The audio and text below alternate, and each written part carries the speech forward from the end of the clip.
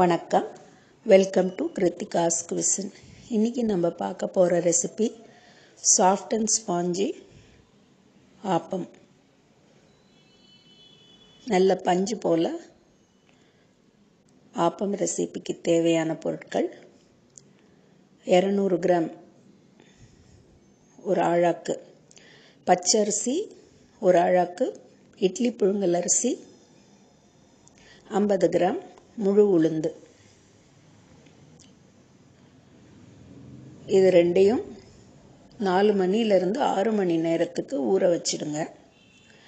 Soft and ஸ்பாஞ்சியாக appam வரத்துக்கு ஒரு 100 gram அவல் எடுத்துக்கோங்க. எந்த அவல் வேணால் எடுத்துக்கோங்க, அது உங்களோட சாய்ஸு. அரிசி அரைக்கும்போது அவலை கழுவிட்டு போட்டால் போகிறோம், அதுக்கு முன்னாடி அவலை ஊற வைக்கணுன்ற அவசியம் இல்லை. நல்ல 4 மணி நேரத்துலேருந்து 6 மணி நேரத்துக்குள்ளே ஊற வச்சு 200 கிராம் பச்சரிசி, 200 கிராம் புழுங்கல் அரிசி, ஒரு 50 கிராம் முழு உளுந்து கிரைண்டரில் நல்ல ஒரு 30 நிமிஷம் வெண்ணெய் போல் அரைச்சி எடுங்க. ஒரு 15 நிமிஷம் மாவு அரைச்ச உடனே இந்த கழுவி வச்ச அவலை அதோட கலந்துக்குங்க. அரை மணி நேரம் நல்ல மையாக அரைச்சி எடுத்தால் போகிறோம், நல்ல பஞ்சு போல் ஆப்பம் வரும். அரைக்கும் போதே தேவையான உப்பு போட்டுக்கோங்க. பாருங்கள் எவ்வளோ வெண்ணெய் போல் வந்திருக்கு மாவு. இது ஓவர் நைட் புளிக்க வச்சிங்கன்னா உங்களுக்கு நல்ல மிருதுவாக பஞ்சு போல் ஆப்பம் கிடைக்கும்.